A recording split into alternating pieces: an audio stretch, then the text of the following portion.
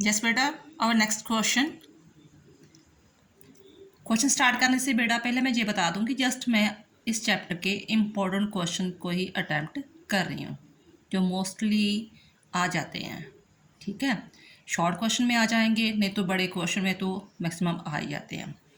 तो हम पढ़ रहे थे कि यूरोपियन यूनियन क्या है, एक संगठन है, यूरोपियन देशों का, पश्चिमी देशों का संगठन है जो अपनी ग्लोरी को दोबारा प्राप्त करना चाहते था, जिसके जो सेकेंड वर्ल्ड वार के कारण खो गई थी उनकी। तो इसमें हम पढ़ेंगे कि यूरोपियन यूनियन के एम क्या थे। फर्स्ट ऑफ ऑल कि जो उनकी ग्लोरी खो चुकी थी, कि वो शान जो हैज़ामोनी वाली स्थिति थी कि हम ही पश्चिमी देश ही सबसे दुनिया के सबसे अच्छे देश हैं, इकोनॉमिकली बहुत ज़्यादा एडवांस है, तो उस चीज़ को दोबारा वो रिगेन करना चाहते थे।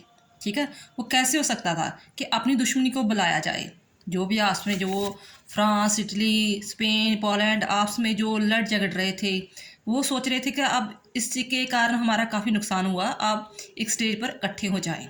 ठीक है, तो फर्स्ट ऑफ ऑल अपनी ग्लोरी को दोबारा स्थापित करना चाहते थे, और सेकंड उनको ये परमिशन दे दी, जो भी 27 देश बने थे इस ग्रुप में, कि हमारे बीच में जो ट्रेड होगा, व्यापार होगा, उसमें लिबरलाइज होगा, हम स्वतंत्र एक दूसरे पर व्यापार कर सकते हो।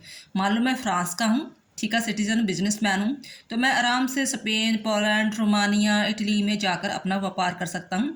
दूसरी जो सरकार है वो ज़्यादा इंस्ट्रक्शन नहीं मुझ पर लागू करेगी, मुझे ज़्यादा फॉर्मेलिटी, लाइसेंस वगैरह इससे कुछ नहीं लेना पड़ेगा। रीज़न क्यों?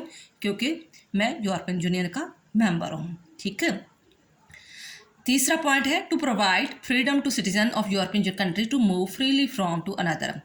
कि मान लो पहले मैं फ्रांस की एग्जांपल दी, मान लो कि मैं स्वीडन देश का स्टूडेंट हूँ, वहाँ का सिटीजन हूँ, और मैं ऑस्ट्रिया में जाके, ऑस्ट्रिया में, चामल्पी, आयरलैंड में या फ्रांस में जाके स्टडी करना चाहता हूँ, जहाँ वहाँ जाकर जॉब करना चाहता हूँ, तो मुझे ये है कि वो उस जो सारी पासपोर्ट वगैरह वीज़ा लेने वाली जो बात होती है वो उससे गुजरना नहीं पड़ेगा। मुझे फ्रीडम होगी कि मैं एक देश से दूसरे देश में आराम से जा सकता हूँ। रीज़न क्यों? क्योंकि मैं यूरोपियन यूनियन का, मेरा जो देश है, मेंबर है। फॉर दिस रीजन कि आपको पता ही होगा कि जो जब कोई देश मतलब जो फ्रांस में चला जाता है या इटली चला जाता है, तो अगर वहाँ का पीआर हो जाता है ना, तो दूसरे देशों में आराम से जा सकता है, उनको एक उसके लिए दरवाज़ा खुल जाता है। ठीक है, और रीज़न क्या था कि वो अपने आप में जो सारे सभी देश थे, 27 देश थे, अपने आप में यूनियन पैदा करना चाहते थे कि हम एकजुट हो जाएं, हमारे सिटीजन, हमारे बिजनेसमैन, हमारी सरकार एकजुट हो जाएं, तो हमारी जो हेजेमोनी दोबारा से क्रिएट हो जाए।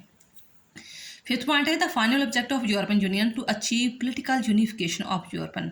हाँ जी, सबसे बड़ा उसका उद्देश्य है, तो अभी तक वैसे पूरा हुआ नहीं, टारगेट है उनका कि हमारा पॉलिटिकल भी यूनिफिकेशन एक हो, कि हमारे जितने 27 देश हैं ना, चाहे हमारी करेंसी एक हो चुकी है, हमने सिटीजन भी, चलो कोई पासपोर्ट की हमने कोई पाबंदी नहीं लगाई, हमारे सिटीजन एक दूसरे देश में जा सकते हैं, लेकिन हमारी जो सरकार भी एक हो जाए, जो 27 देशों की एक ही पॉलिटिकल पार्टी हो, एक ही सरकार हो, एक ही पार्लियामेंट हो, वही कानून बनाए, ये सबसे बड़ा मकसद है। तो अभी इसमें काम चल रहा है। आई होप आपको ये एम समझ में आ गए होंगे। थैंक्स बेटा।